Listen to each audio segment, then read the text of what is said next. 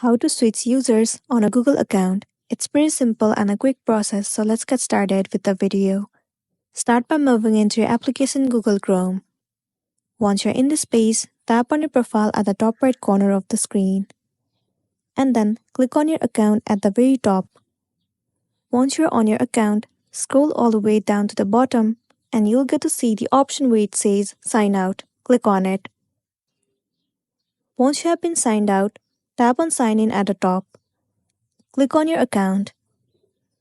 From here, choose any of the specific account that you want to switch, or if you want to sign in to another account, then you can click on Add Account, enter your login credential, and then sign into it. Or you can choose from here. Once you have selected, tap on Continue at the bottom, and then click on Yes, I'm in. And there you go, your account has been switched. So that's a wrap for this video. If it was helpful, give it a like and check out our next tutorial. Thank you.